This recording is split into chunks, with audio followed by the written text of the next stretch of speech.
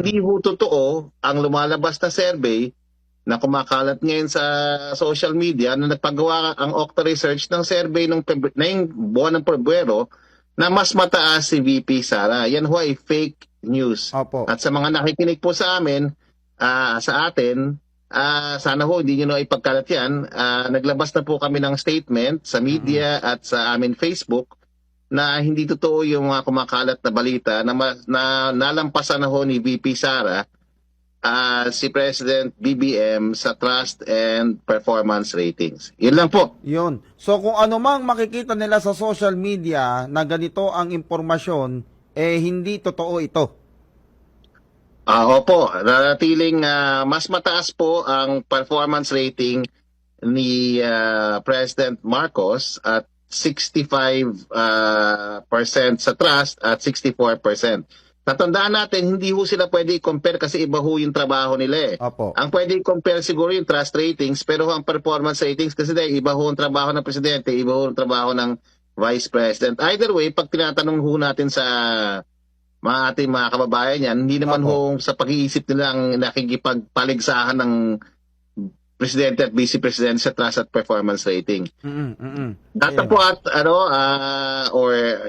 that aside, ang totoong trust ratings ho ay ang trust ratings na pinalabas namin sa media noong fourth quarter ng 2025. At yun lang ho ang survey na meron natin na galing sa Okta Research na nagme-measure po ng public preference in terms of trust and performance for both the president and the vice president. At doon ho, ibang-iba ho yung ratings sa lumalabas na fake survey na kumakalat ngayon na Okta Research survey ng February. Wala hong survey na ganun po.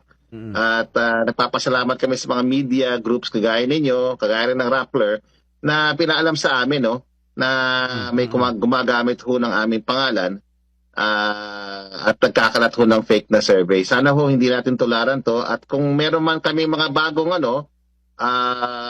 datos, makikita nyo ho una sa Facebook page namin, then later on sa website namin. Yun. At makakasigurado kayo, gaya ng aming performance nung huling 2022 national elections, na maayos lagi ang aming mga survey data sa Okta Research.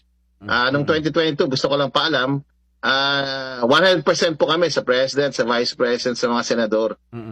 Gaya ng amin na sinasabi sa Okta, talagang the public can be assured na we will get the best data out free of charge to the public.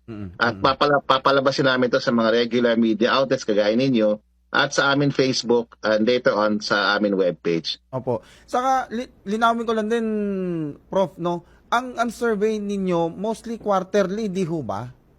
Oo, yung ho sa trust and approval ratings na ating top government officials, 4 na beses lang yan in a year po. Tama.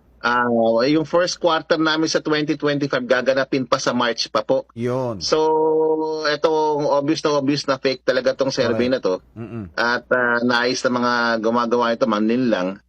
And this is what we have